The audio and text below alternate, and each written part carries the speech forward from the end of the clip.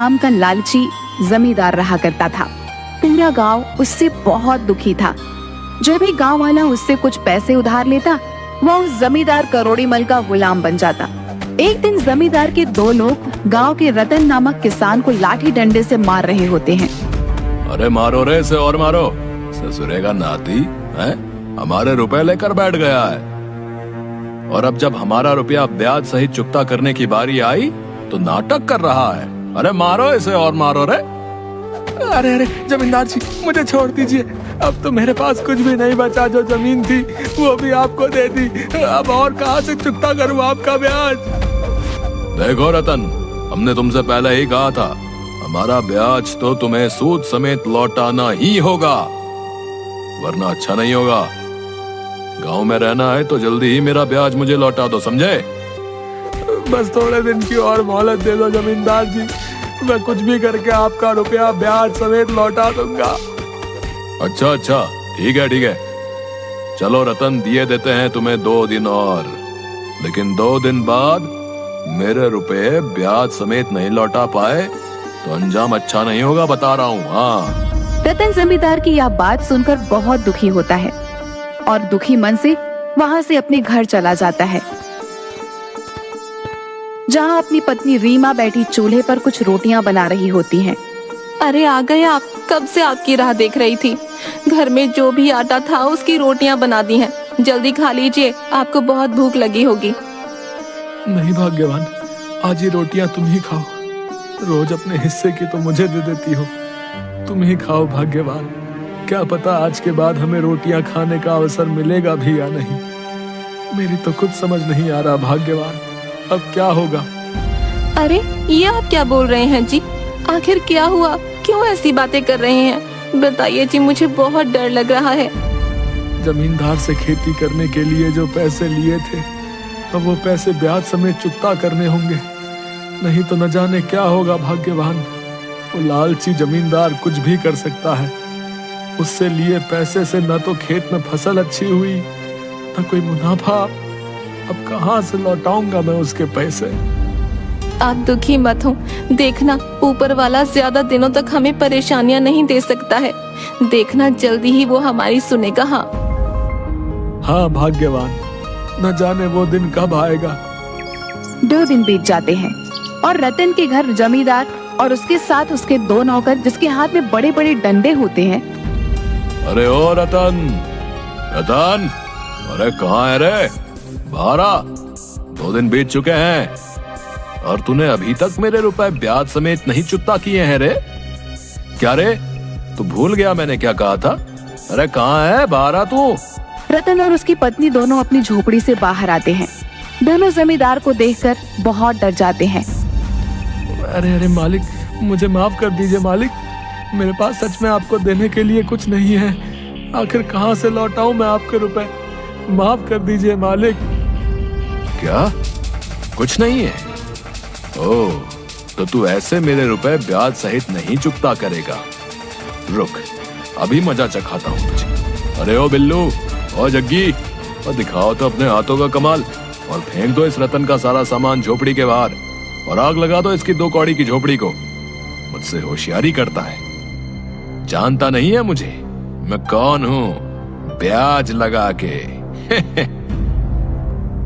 जिसके बाद बिल्लू और जग्गी रतन की झोपड़ी का सारा सामान बाहर फेंक देते हैं और रतन की झोपड़ी को आग लगा देते हैं। सुन रतन, अब तो इस गांव में और नहीं रुक सकता है, समझा? तेरे पास जब तक रुपए नहीं होंगे तो इस गांव में वापस मत आना, समझा? चल, जा यहाँ से, चल। अरे अरे मालिक, आप क्या बोल रहे हैं मालिक? मालिक, आखिर मैं गरीब अपनी पत्नी के साथ कहाँ जाऊंगा मालिक? जिसकी थोड़ी देर बाद दुखी मन से रतन और उसकी पत्नी दूसरे गांव की तरफ चल पड़ते हैं। तभी वह देखते हैं कि 2 चोर बड़े ही चालाकी से काला कंबल ओढ़े एक झोपड़ी से निकलते हैं, जिनके हाथ में एक मिट्टी की हांडी होती है। अरे अरे जल्दी चलो, इससे पहले उस चालाक और भयानक अम्मा की आंख खुल जाए। हमें यहाँ से निकलना होगा भैया। अरे इस हांडी में बहुत अधिक धन होगा। हाँ ओह, सही कहा तुमने, वो अम्मा बहुत ही भयानक है भैया। अगर उसे पता लग गया कि हम उसके धन से भरी हांडी को उठाने आए हैं तो न जाने हमारा क्या हाल करेगी। हाँ चलो चलो जल्दी चलो यहाँ से। अरे आखिर ये लोग किसके घर से चोरी करके भाग रहे हैं? भाग्यवान, अंदर जाकर देखना होगा। चलो भाग्यवान, अंदर चलते हैं। तब वो दोनों उस झोपड़ी के अंदर जाते हैं जहाँ पर एक बूढ़ी अम्मा दिखने में बड़ी डरावनी होती है, चारपाई पर लेटी खर्राटे मारकर सो रही होती है। रतन और उसकी पत्नी दोनों उसे देखकर हैरान हो जाते हैं। अरे अपनी आंखें खोलिए अम्मा, उठिए। लगता है दो चोर आपकी इस झोपड़ी में से कुछ चुरा के ले गए हैं। खोलिए अपनी आंखें, खोलिए। जिसके बाद अम्मा अपनी आँख खोलती है और जोर जोर से चिल्लाने लगती है। अरे अरे, कहाँ गई मेरी हांडी? कौन ले गया? आखिर तुम दोनों हो कौन और यहाँ मेरी झोपड़ी में क्या कर रहे हो? बताओ मुझे। अम्मा, हम दूसरे गांव से आए हैं और इधर से गुजर रहे थे तो हमने दो चोरों को तुम्हारी झोपड़ी से एक हांडी चुरा कर जाते देखा। अरे अरे, ले गए चोर, मेरी हांडी ले गए। हे भगवान, अब मैं क्या करूँगी? वही हांडी में तो कुछ पैसे थे मेरे पास, वो भी वो चोर ले गए। अब क्या करूँगी मैं? अब मैं तो बहुत बूढ़ी हो चुकी हूँ। जो कुछ भी मेरे पास धन था वो चोर ले गए। हाय, मैं कैसी अभागी हूँ। कोई नहीं है मेरा इस संसार में। लेकिन तुम दोनों आखिर इतनी रात को कहाँ जा रहे थे बेटा? अम्मा, वो क्या बताऊं, मैं बहुत ही दुखियारा हूँ। अब तो रहने के लिए भी कोई आसरा नहीं है। अब न जाने अपनी पत्नी के साथ कहाँ जाऊंगा, कुछ समझ नहीं आ रहा है। जिसके बाद रतन बूढ़ी अम्मा को सारी बात बता देता है। चलो अच्छा है। अब कहीं और मुझे अपने अगले शिकार को ढूंढने जाना नहीं पड़ेगा। ये दोनों मूर्ख तो खुद ही चलकर मेरे पास आ गए। हाँ बस अब मैं इन्हें यहाँ से जाने नहीं दूंगी। अच्छा तो ये बात है, तुम उस जमींदार के सताए हो बेटा। लेकिन तुम चिंता मत करो बेटा, मुझे भागी का तो वैसे भी कोई नहीं है। बेटा तुम कुछ दिन मेरे पास ही मेरी इस झोपड़ी में रुक जाओ। आखिर अब तुम कहाँ जाओगे? रुक जाओ यहीं बेटा। रतन उस बूढ़ी अम्मा की बात सुनकर बहुत खुश हो जाता है। हाँ, क्यों नहीं अम्मा, ये तो हमारे लिए अच्छा ही होगा। आखिर हम कहाँ जाएंगे? कुछ दिन तुम्हारे पास ही आसरा मिल जाएगा तो अच्छा रहेगा। हाँ अम्मा, तुम्हारा बहुत धन्यवाद। तुम बहुत ही अच्छी हो अम्मा, बहुत ही अच्छी। हाँ। जिसके बाद रतन और उसकी पत्नी बूढ़ी अम्मा के पास ही रहने लगते हैं। अगली सुबह रतन उठता है और देखता है कि बूढ़ी अम्मा अपनी झोपड़ी में थी ही नहीं। और तभी कुछ गांव वाले की चिल्लाने की आवाज आती है। अरे अरे, ये क्या हुआ? अरे लगता है आज वो जानवर अपने कालू लोहार को उठा कर ले गया। अरे अरे, ये क्या हो गया भैया? रात यहाँ अपनी झोपड़ी में तो सो रहे थे, लेकिन जब आधी रात को मेरी आँख खुली तो वो यहाँ नहीं थे। लगता है ले गया उन्हें वो जानवर, उठा कर ले गया मेरे पति को। अब मैं क्या करूँगी? आज ये गांव वाले क्या बोल रहे हैं? कौन जानवर? ये किसके बारे में बात कर रहे हैं? मुझे तो बहुत डर लग रहा है जी। ये आप लोग क्या बोल रहे हैं? आखिर कौन जानवर और क्यों उठा कर ले गया कल्लू लोहार को? अरे भाई, लगता है तुम यहाँ नए हो, हाँ, इसीलिए नहीं जानते। यहाँ कई दिनों से किसी जानवर के होने की आशंका है, जो अब रोज किसी न किसी गांव वाले को उठा के ले जाता है भैया। और फिर वो गांव वाला लौटकर वापस नहीं आता। और तो और भैया, उस जानवर को यहाँ किसी भी गांव वाले ने नहीं देखा। तुम जो भी हो चले जाओ यहाँ से भैया, बता रहे। जिसके बाद सभी गांव वाले वहाँ से चले जाते हैं। जिसके बाद अम्मा अपने हाथ में कुछ लकड़ियाँ लेकर झोपड़ी में आती हैं। अरे अम्मा, तुम कहाँ गई थी? क्या तुम्हें पता है यहाँ इस गांव में कोई जानवर यहाँ के लोगों को उठा कर ले जाता है? आखिर कहाँ गई थी तुम? हाँ अम्मा, मुझे तो बड़ा डर लग रहा है। लगता है अब हमें यहाँ और नहीं रुकना चाहिए। अरे नहीं बेटिया, ऐसा कुछ नहीं है। ये गांव वाले तो पागल हो गए हैं, न जाने क्या कहानियाँ बनाते हैं। तुम इन गांव वालों की बातों पर ध्यान मत दो। हाँ, और मैं तो यहीं पास में भोजन बनाने के लिए लकड़ियाँ काटने गई थी बेटा। बिना लकड़ियों के तो चूल्हा नहीं जल सकता है ना। अच्छा ठीक है अम्मा, तुम कहती हो तो मान लेता हूँ, लेकिन अभी तो बहुत जोरों की भूख लगी है। क्या कुछ खाने को मिलेगा अम्मा? हाँ बेटा, मेरे पास जो भी अनाज है वो अंदर रसोई में है बेटा। वही तुम दोनों पति पत्नी पका कर खा लो। अच्छा, अब मैं बहुत थक गई हूँ, आराम करती हूँ। हाँ। जिसके बाद बूढ़ी अम्मा वहाँ से चली जाती हैं। देखिए जी, मेरी कुछ समझ में नहीं आ रहा है। न जाने क्यों यहाँ मुझे कुछ सही नहीं लग रहा। अब चलिए यहाँ से। अरे भाग्यवान, आखिर हम कहाँ जाएंगे? तुम तो जानती हो उस सरपंच को बिना उसके पैसे चुकता किए वो हमें हमारे घर में नहीं रहने देगा। आखिर कहाँ जाएंगे हम? कुछ नहीं होगा भाग्यवान, तुम बेकार में ही चिंता कर रही हो। अच्छा चलो, अब रसोई में जो भी अनाज है उसे पका कर ले आओ, बहुत भूख लगी है भाग्यवान। अच्छा ठीक है, तुम कहते हो तो मान लेती हूँ। अब और कर भी क्या सकते हैं जी, लेकर आती हूँ भोजन। जिसके बाद रतन की पत्नी अम्मा की रसोई में जाती है। अरे अब कहाँ रखा होगा अनाज? मुझे तो कहीं नजर ही नहीं आ रहा। अरे लगता है इस मिट्टी की हांडी में होगा अनाज। अरे ये लगता है ये किसी जानवर की हड्डियां हैं। ये अनाज तो नहीं है, आखिर ये यहाँ कैसे आई? तभी वहाँ पर रतन आता है। अरे अरे भाग्यवान, क्यों चिल्ला रही हो? ये देखिए जी, जानवर की हड्डियां। रतन भी यह देखकर हैरान हो जाता है।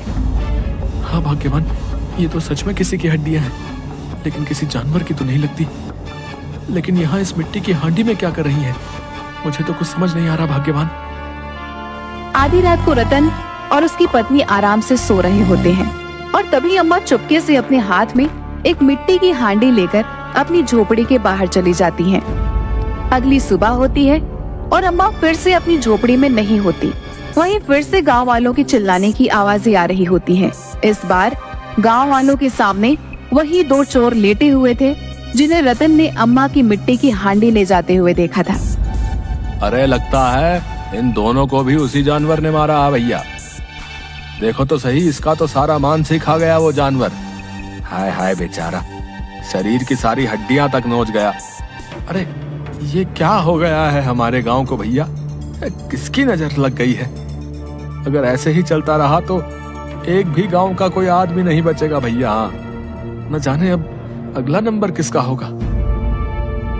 सही बोल रहे हो भाई, अब तो एक के बाद एक गांव वालों की ऐसी ही हालत देखने को मिलेगी। हाँ, पहले अपना कालू लोहार, फिर ये दोनों चोर।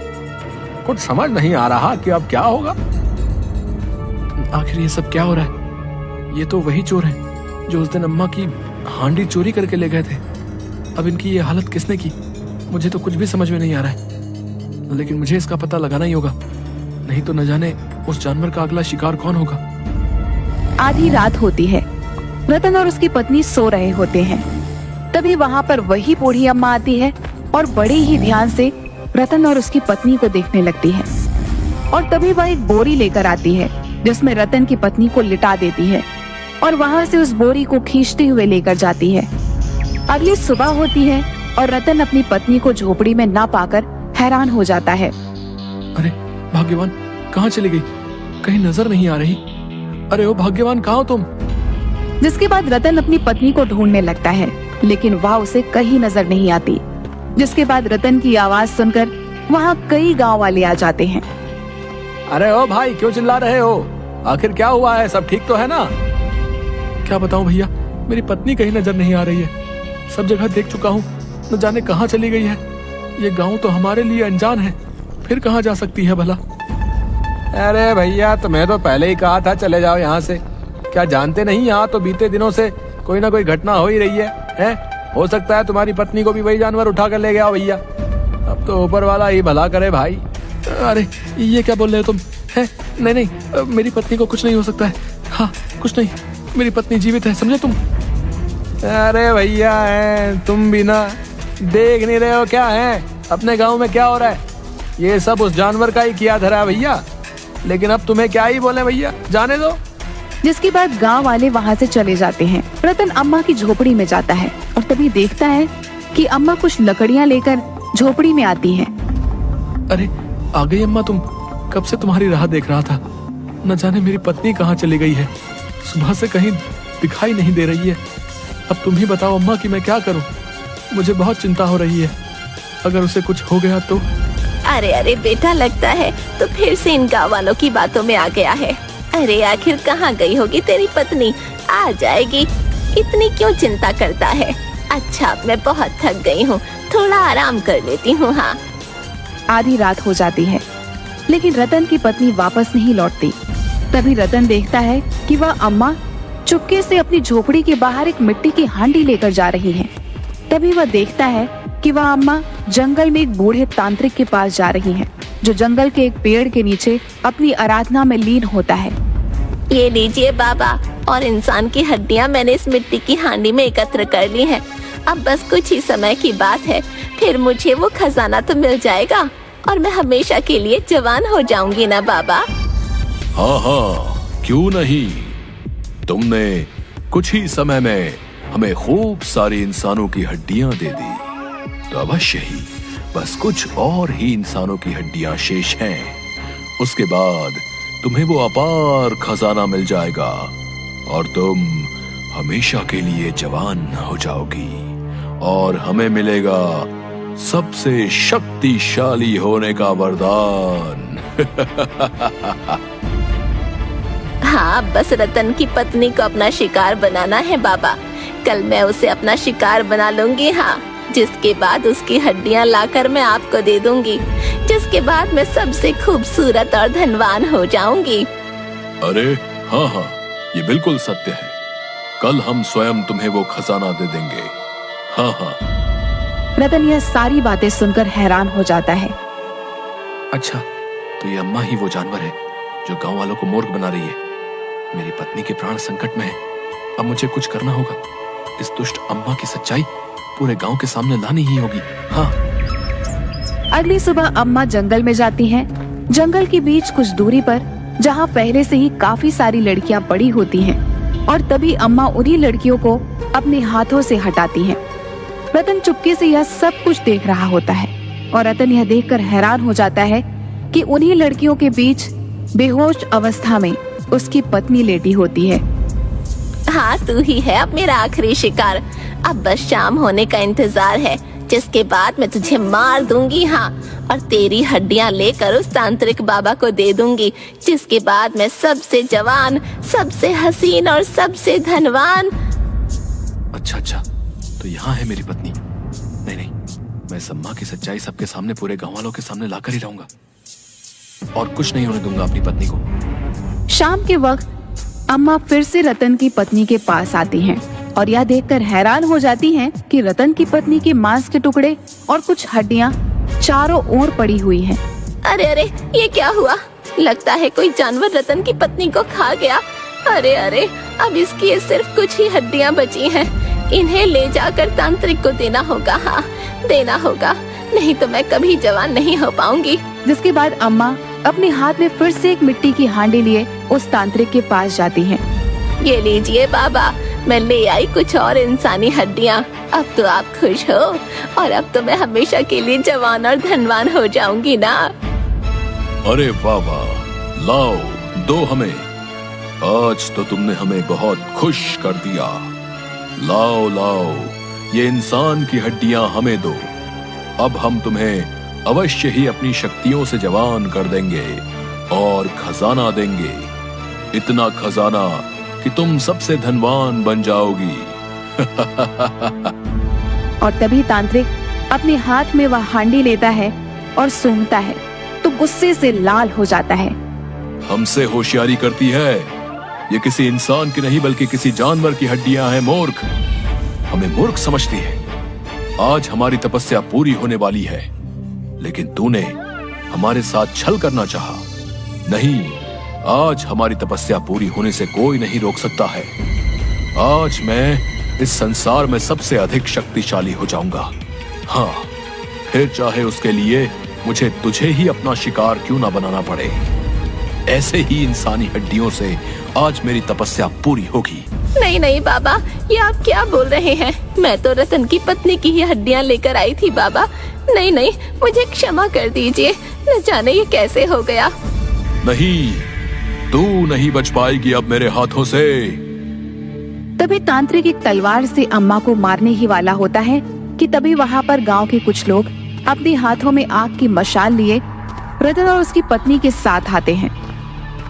ओए रुको तांत्रिक, ओए, अब हम तुझे तेरी तपस्या पूरी कराते हैं। नहीं नहीं, छोड़ दो मुझे, मैंने कुछ नहीं किया।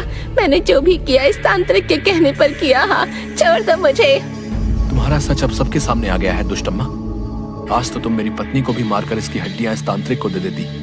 अगर मैं वहां पर अपनी पत्नी की जगह पर जानवरों की हड्डियां ना रखता तो तू मेरी पत्नी को अपना शिकार बना चुकी होती अभी तक, जैसे बाकी गांव वालों को अपना शिकार बनाया। हाँ, अच्छा, तो ये सब तूने किया है, लेकिन मुझे माफ कर दो। मैंने जो भी किया इस तांत्रिक के कहने पे किया। इसने मुझे कहा था अगर मैं कुछ दिनों तक इंसानों की हड्डियां लेकर इसे दूंगी तो ये मुझे अपनी शक्तियों से खजाना देगा। हाँ, खूब सारा खजाना, जिसे पाकर मैं सबसे धनवान हो जाती। लेकिन आज तुम्हारी वजह से मेरी ये इच्छा पूरी नहीं हो पाई। अच्छा, तो ये बात है। दुष्ट अम्मा, इस तांत्रिक की बातों में आकर तूने गांव वालों को मौत के घाट उतार दिया है। तुम दोनों को अपने किए की सजा अवश्य ही मिलेगी। हाँ, इस अम्मा और तांत्रिक को पुलिस के हवाले ही कर देना ठीक होगा भैया। अब तो वही इन्हें सजा देंगे। अच्छा, तो ये सब इन दोनों का किया कराया है। गांव के लोगों को यही मार रहे थे। इस ढोंगी तांत्रिक को तो हम कितने समय से ढूंढ रहे थे, आज जाकर हाथ आया है। अब चलो जेल में करना तपस्या, और तुम भी दुष्ट अम्मा वहीं धनवान होना। चलो। जिसके बाद दोनों पुलिस वाले अम्मा और तांत्रिक को लेकर वहां से चले जाते हैं। जिसके बाद सभी गांव वाले रतन को अपने गले से लगा लेते हैं। अब रतन और उसकी पत्नी खुशी खुशी गांव के लोगों के साथ ही रहने लगते हैं, और इस तरह रतन को हमेशा के लिए करोड़ीमल जमींदार से छुटकारा भी मिल जाता है। चंदन नगर गाँव में करोड़ी नाम का लालची जमींदार रहा करता था। पूरा गांव उससे बहुत दुखी था। जब भी गांव वाला उससे कुछ पैसे उधार लेता, वह उस जमींदार करोड़ीमल का गुलाम बन जाता। एक दिन जमींदार के दो लोग गांव के रतन नामक किसान को लाठी डंडे से मार रहे होते हैं। अरे मारो रे इसे, और मारो। ससुरे का नाती है, हमारे रुपए लेकर बैठ गया है, और अब जब हमारा रुपया ब्याज सहित चुकता करने की बारी आई तो नाटक कर रहा है। अरे मारो इसे, और मारो रे। अरे जमींदार जी, मुझे छोड़ दीजिए। अब तो मेरे पास कुछ भी नहीं बचा। जो जमीन थी वो भी आपको दे दी। अब और कहाँ से चुकता करूँ आपका ब्याज? देखो रतन, हमने तुमसे पहले ही कहा था, हमारा ब्याज तो तुम्हें सूद समेत लौटाना ही होगा, वरना अच्छा नहीं होगा। गांव में रहना है तो जल्दी ही मेरा ब्याज मुझे लौटा दो, समझे? बस थोड़े दिन की और मोहलत दे दो जमींदार जी। मैं कुछ भी करके आपका रुपया ब्याज समेत लौटा दूंगा। अच्छा, ठीक है। चलो रतन, दिए देते हैं तुम्हें 2 दिन और, लेकिन 2 दिन बाद मेरे रुपए ब्याज समेत नहीं लौटा पाए तो अंजाम अच्छा नहीं होगा, बता रहा हूँ। हाँ। रतन जमींदार की यह बात सुनकर बहुत दुखी होता है, और दुखी मन से वहां से अपने घर चला जाता है, जहां अपनी पत्नी रीमा बैठी चूल्हे पर कुछ रोटियां बना रही होती हैं। अरे आ गए आप, कब से आपकी राह देख रही थी। घर में जो भी आटा था उसकी रोटियां बना दी हैं, जल्दी खा लीजिए, आपको बहुत भूख लगी होगी। नहीं भाग्यवान, आज ये रोटियां तुम ही खाओ। रोज अपने हिस्से की तो मुझे दे देती हो, तुम ही खाओ भाग्यवान। क्या पता आज के बाद हमें रोटियां खाने का अवसर मिलेगा भी या नहीं। मेरी तो कुछ समझ नहीं आ रहा भाग्यवान, अब क्या होगा? अरे ये आप क्या बोल रहे हैं जी? आखिर क्या हुआ? क्यों ऐसी बातें कर रहे हैं? बताइए जी, मुझे बहुत डर लग रहा है। जमींदार से खेती करने के लिए जो पैसे लिए थे, अब वो पैसे ब्याज समेत चुकता करने होंगे, नहीं तो न जाने क्या होगा भाग्यवान। वो लालची जमींदार कुछ भी कर सकता है। उससे लिए पैसे से न तो खेत में फसल अच्छी हुई, न कोई मुनाफा। अब कहाँ से लौटाऊंगा मैं उसके पैसे? आप दुखी मत हो, देखना ऊपर वाला ज्यादा दिनों तक हमें परेशानियां नहीं दे सकता है। देखना जल्दी ही वो हमारी सुनेगा। हाँ भाग्यवान, न जाने वो दिन कब आएगा। 2 दिन बीत जाते हैं, और रतन के घर जमींदार और उसके साथ उसके 2 नौकर, जिसके हाथ में बड़े बड़े डंडे होते हैं। अरे ओ रतन, अरे कहाँ है रे? बाहर आ, 2 दिन बीत चुके हैं और तूने अभी तक मेरे रुपए ब्याज समेत नहीं चुकता किए हैं रे। क्या रे, तू भूल गया मैंने क्या कहा था? अरे कहाँ है, बाहर आ तू। रतन और उसकी पत्नी दोनों अपनी झोपड़ी से बाहर आते हैं। दोनों जमींदार को देखकर बहुत डर जाते हैं। अरे मालिक, मुझे माफ कर दीजिए मालिक, मेरे पास सच में आपको देने के लिए कुछ नहीं है। आखिर कहाँ से लौटाऊं मैं आपके रुपए? माफ कर दीजिए मालिक। क्या कुछ नहीं है। ओह, तो तू ऐसे मेरे रुपए ब्याज सहित नहीं चुकता करेगा। रुक, अभी मजा चखाता हूँ तुझे। अरे ओ बिल्लू, ओ जग्गी, और दिखाओ तो अपने हाथों का कमाल और फेंक दो इस रतन का सारा सामान झोपड़ी के बाहर और आग लगा दो इसकी 2 कौड़ी की झोपड़ी को। मुझसे होशियारी करता है, जानता नहीं है मुझे मैं कौन हूँ, ब्याज लगा के। जिसके बाद बिल्लू और जग्गी रतन की झोपड़ी का सारा सामान बाहर फेंक देते हैं और रतन की झोपड़ी को आग लगा देते हैं। सुन रतन, अब तो इस गांव में और नहीं रुक सकता है, समझा? तेरे पास जब तक रुपए नहीं होंगे तो इस गांव में वापस मत आना, समझा? चल, जा यहां से, चल। अरे अरे मालिक, आप क्या बोल रहे हैं मालिक? मालिक, आखिर मैं गरीब अपनी पत्नी के साथ कहाँ जाऊंगा मालिक? जिसकी थोड़ी देर बाद दुखी मन से रतन और उसकी पत्नी दूसरे गांव की तरफ चल पड़ते हैं। तभी वह देखते हैं कि 2 चोर बड़े ही चालाकी से काला कंबल ओढ़े एक झोपड़ी से निकलते हैं, जिनके हाथ में एक मिट्टी की हांडी होती है। अरे अरे जल्दी चलो, इससे पहले उस चालाक और भयानक अम्मा की आंख खुल जाए। हमें यहाँ से निकलना होगा भैया। अरे इस हांडी में बहुत अधिक धन होगा। हाँ ओह, सही कहा तुमने, वो अम्मा बहुत ही भयानक है भैया। अगर उसे पता लग गया कि हम उसके धन से भरी हांडी को उठाने आए हैं तो न जाने हमारा क्या हाल करेगी। हाँ चलो चलो, जल्दी चलो यहाँ से। अरे आखिर ये लोग किसके घर से चोरी करके भाग रहे हैं? भाग्यवान, अंदर जाकर देखना होगा। चलो भाग्यवान, अंदर चलते हैं। तब वो दोनों उस झोपड़ी के अंदर जाते हैं, जहाँ पर एक बूढ़ी अम्मा दिखने में बड़ी डरावनी होती है। चारपाई पर लेटी खर्राटे मारकर सो रही होती है। रतन और उसकी पत्नी दोनों उसे देखकर हैरान हो जाते हैं। अरे अपनी आंखें खोलिए अम्मा, उठिए। लगता है 2 चोर आपकी इस झोपड़ी में से कुछ चुरा के ले गए हैं। खोलिए अपनी आंखें, खोलिए। जिसके बाद अम्मा अपनी आँख खोलती है और जोर जोर से चिल्लाने लगती है। अरे अरे, कहाँ गई मेरी हांडी? कौन ले गया? आखिर तुम दोनों हो कौन और यहाँ मेरी झोपड़ी में क्या कर रहे हो? बताओ मुझे। अम्मा, हम दूसरे गांव से आए हैं और इधर से गुजर रहे थे तो हमने 2 चोरों को तुम्हारी झोपड़ी से एक हांडी चुरा कर जाते देखा। अरे अरे, ले गए चोर, मेरी हांडी ले गए। हे भगवान, अब मैं क्या करूँगी? वही हांडी में तो कुछ पैसे थे मेरे पास, वो भी वो चोर ले गए। अब क्या करूँगी मैं? अब मैं तो बहुत बूढ़ी हो चुकी हूँ। जो कुछ भी मेरे पास धन था वो चोर ले गए। हाय, मैं कैसी अभागी हूँ। कोई नहीं है मेरा इस संसार में। लेकिन तुम दोनों आखिर इतनी रात को कहाँ जा रहे थे बेटा? अम्मा, वो क्या बताऊं, मैं बहुत ही दुखियारा हूँ। अब तो रहने के लिए भी कोई आसरा नहीं है। अब न जाने अपनी पत्नी के साथ कहाँ जाऊंगा, कुछ समझ नहीं आ रहा है। जिसके बाद रतन बूढ़ी अम्मा को सारी बात बता देता है। चलो अच्छा है, अच्छा है। अब कहीं और मुझे अपने अगले शिकार को ढूंढने जाना नहीं पड़ेगा। ये दोनों मूर्ख तो खुद ही चलकर मेरे पास आ गए। हाँ बस अब मैं इन्हें यहाँ से जाने नहीं दूंगी। अच्छा तो ये बात है, तुम उस जमींदार के सताए हो बेटा। लेकिन तुम चिंता मत करो बेटा, मुझे भागी का तो वैसे भी कोई नहीं है। बेटा तुम कुछ दिन मेरे पास ही मेरी इस झोपड़ी में रुक जाओ। आखिर अब तुम कहाँ जाओगे? रुक जाओ यहीं बेटा। रतन उस बूढ़ी अम्मा की बात सुनकर बहुत खुश हो जाता है। हाँ हाँ, क्यों नहीं अम्मा, ये तो हमारे लिए अच्छा ही होगा। आखिर हम कहाँ जाएंगे? कुछ दिन तुम्हारे पास ही आसरा मिल जाएगा तो अच्छा रहेगा।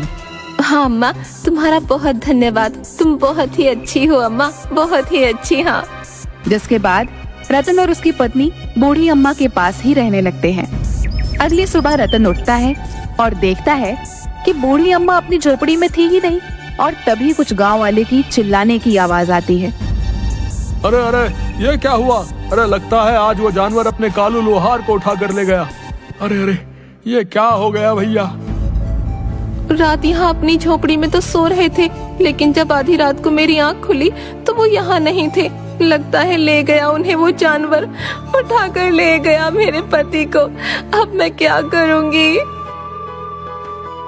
आज ये गांव वाले क्या बोल रहे हैं? कौन जानवर? ये किसके बारे में बात कर रहे हैं?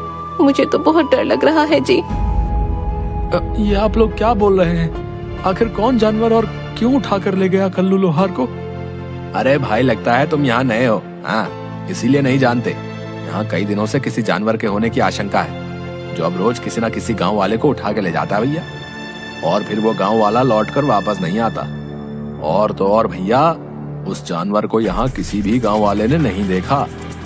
तुम जो भी हो चले जाओ यहाँ से भैया, बता रहे। जिसके बाद सभी गांव वाले वहाँ से चले जाते हैं। जिसके बाद अम्मा अपने हाथ में कुछ लकड़ियाँ लेकर झोपड़ी में आती हैं। अरे अम्मा, तुम कहाँ गई थी? क्या तुम्हें पता है यहाँ इस गांव में कोई जानवर यहाँ के लोगों को उठा कर ले जाता है? आखिर कहाँ गई थी तुम? हाँ अम्मा, मुझे तो बड़ा डर लग रहा है। लगता है अब हमें यहाँ और नहीं रुकना चाहिए। अरे नहीं बेटिया, ऐसा कुछ नहीं है। ये गांव वाले तो पागल हो गए हैं, न जाने क्या कहानियाँ बनाते हैं।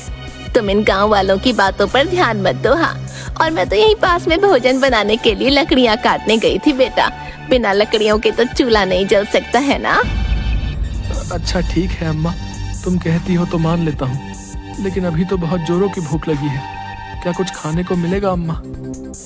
हाँ बेटा, मेरे पास जो भी अनाज है वो अंदर रसोई में है बेटा। वही तुम दोनों पति पत्नी पका कर खा लो। अच्छा, अब मैं बहुत थक गई हूँ, आराम करती हूँ। हाँ। जिसके बाद बूढ़ी अम्मा वहाँ से चली जाती हैं। देखिए जी, मेरी कुछ समझ में नहीं आ रहा है। न जाने क्यों यहाँ मुझे कुछ सही नहीं लग रहा। आप चलिए यहाँ से। अरे भाग्यवान, आखिर हम कहाँ जाएंगे? तुम तो जानती हो उस सरपंच को बिना उसके पैसे चुकता किए वो हमें हमारे घर में नहीं रहने देगा। आखिर कहाँ जाएंगे हम?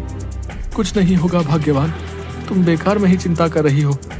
अच्छा चलो, अब रसोई में जो भी अनाज है उसे पका कर ले आओ। बहुत भूख लगी है भाग्यवान। अच्छा ठीक है, तुम कहते हो तो मान लेती हूँ। अब और कर भी क्या सकते हैं जी। लेकर आती हूँ भोजन।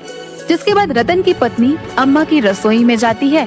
अरे अब कहाँ रखा होगा अनाज? मुझे तो कहीं नजर ही नहीं आ रहा। अरे लगता है इस मिट्टी की हांडी में होगा अनाज। अरे अरे, ये लगता है ये किसी जानवर की हड्डियां हैं। ये अनाज तो नहीं है। आखिर ये यहाँ कैसे आई? तभी वहाँ पर रतन आता है। अरे अरे भाग्यवान, क्यों चिल्ला रही हो? ये देखिए जी, जानवर की हड्डियां। रतन भैया देखकर हैरान हो जाता है। हाँ भाग्यवान, ये तो सच में किसी की हड्डियां हैं, लेकिन किसी जानवर की तो नहीं लगती। लेकिन यहाँ इस मिट्टी की हांडी में क्या कर रही है? मुझे तो कुछ समझ नहीं आ रहा भाग्यवान। आधी रात को रतन और उसकी पत्नी आराम से सो रहे होते हैं और तभी अम्मा चुपके से अपने हाथ में एक मिट्टी की हांडी लेकर अपनी झोपड़ी के बाहर चली जाती हैं। अगली सुबह होती है और अम्मा फिर से अपनी झोपड़ी में नहीं होती। वहीं फिर से गांव वालों की चिल्लाने की आवाजें आ रही होती हैं। इस बार गांव वालों के सामने वही दो चोर लेटे हुए थे जिन्हें रतन ने अम्मा की मिट्टी की हांडी ले जाते हुए देखा था। अरे लगता है इन दोनों को भी उसी जानवर ने मारा है भैया। देखो तो सही, इसका तो सारा मांस ही खा गया वो जानवर। हाय हाय बेचारा, शरीर की सारी हड्डियां तक नोच गया। अरे ये क्या हो गया है हमारे गांव को भैया? किसकी नजर लग गई है? अगर ऐसे ही चलता रहा तो एक भी गांव का कोई आदमी नहीं बचेगा भैया। हाँ, न जाने अब अगला नंबर किसका होगा। सही बोल रहे हो भाई, अब तो एक के बाद एक गांव वालों की ऐसी ही हालत देखने को मिलेगी। हाँ, पहले अपना कालू लोहार, फिर ये दोनों चोर। कुछ समझ नहीं आ रहा कि अब क्या होगा। आखिर ये सब क्या हो रहा है? ये तो वही चोर हैं जो उस दिन अम्मा की हांडी चोरी करके ले गए थे। अब इनकी ये हालत किसने की? मुझे तो कुछ भी समझ में नहीं आ रहा है, लेकिन मुझे इसका पता लगाना ही होगा, नहीं तो न जाने उस जानवर का अगला शिकार कौन होगा। आधी रात होती है, रतन और उसकी पत्नी सो रहे होते हैं। तभी वहाँ पर वही बूढ़ी अम्मा आती है और बड़े ही ध्यान से रतन और उसकी पत्नी को देखने लगती है। और तभी वह एक बोरी लेकर आती है जिसमें रतन की पत्नी को लिटा देती है और वहाँ से उस बोरी को खींचते हुए लेकर जाती है। अगली सुबह होती है और रतन अपनी पत्नी को झोपड़ी में ना पाकर हैरान हो जाता है। अरे भाग्यवान, कहाँ चली गई? कहीं नजर नहीं आ रही। अरे ओ भाग्यवान, कहाँ हो तुम? जिसके बाद रतन अपनी पत्नी को ढूंढने लगता है, लेकिन वह उसे कहीं नजर नहीं आती। जिसके बाद रतन की